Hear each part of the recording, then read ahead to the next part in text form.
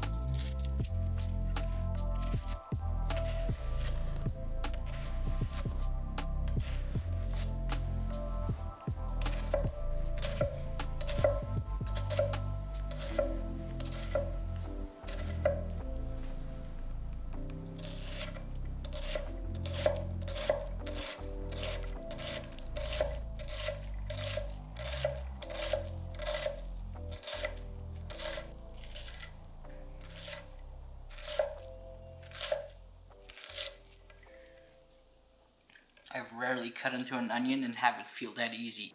Alright, so I said that was the best unboxing experience of my life. Well, it has also been a very long time since I was this impressed with a knife. I mean, it cut the cherry tomato like it didn't even exist.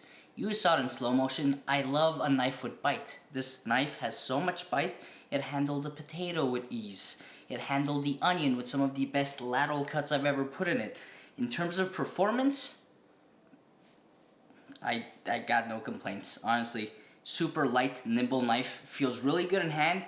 The balance point, as usual, right around that pinch grip. I don't want to say it rivals my Denka Gyuto because that's been my favorite knife for a long time, and that would be very dismissive of it. But let me tell you, Hado does one hell of a job putting a great knife together. I like the collab idea the Chef's Edge put in. I did appreciate the extra belly height when going through something like a potato, especially when you're pull cutting, and then you still have that super precise, sharp tip. The polished choil and spine, it's never something I've been drawn to, but I can appreciate it. It's fantastic and it's comfortable. There was no discomfort at all using this knife. Performance-wise, you saw it. I don't need to convince you. This knife is the bee's knees. And how on earth can I forget about the carrot? The carrot that I cut so atrociously slow that no human in their right mind would cut it that slow. But I just had to see if it would wedge. Not even close. Paper thin carrot slices with this knife. If I'm to be frank with you, I only have really two concerns. And one of them is not even really a concern because Chef's Edge says it themselves. This isn't a knife for everybody, right? It's not for beginners. It's quite delicate because it is so thin. But you know what I can proudly say now? It is scalpel sharp.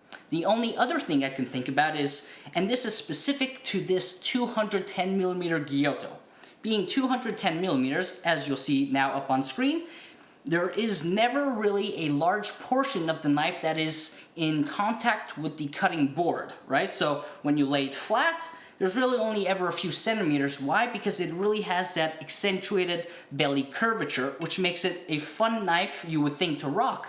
But because the edge is so delicate, I wouldn't rock it. So just something to consider. If you want one of these and you have a 210 and you tend to cut smaller and shorter ingredients, absolutely fine. But you might prefer a 240 because I have a feeling there's going to be more belly surface in contact with the cutting board. But maybe as I get used to the knife, I'll just use it in a way that really emphasizes its geometry.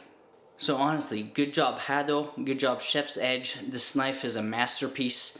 Easily one of my new 5 favorite brands.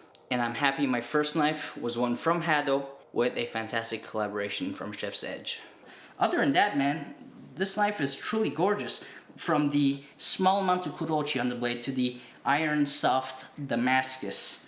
Blue 1 core is one of my favorite cores. I think maybe my favorite steel is Aogami Super, but Blue 1 is next. The handle is drop dead gorgeous. The horn ferrule, just such a fun knife to use. Ever since I used it once, I can't stop thinking about it. Of course, I have some of my favorite knives from last year, like the Giro, like the old stock Konosuke Fujiyama Kiritsuke, but this knife is up there immediately in my top 5.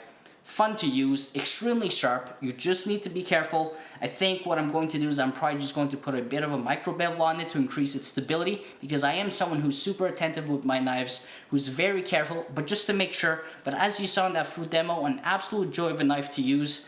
It just smashed all the ingredients. Maybe next thing I'm going to test it on will be the skin side of a bell pepper. Of course, that was included in this food demo, but I may report back to Instagram. Also, remember, if you do like my apron, I do have a code that you could use at Search and Rescue Denim. There'll be a link in the video description below. Just use code DeFrancoello and save 15%. Why not?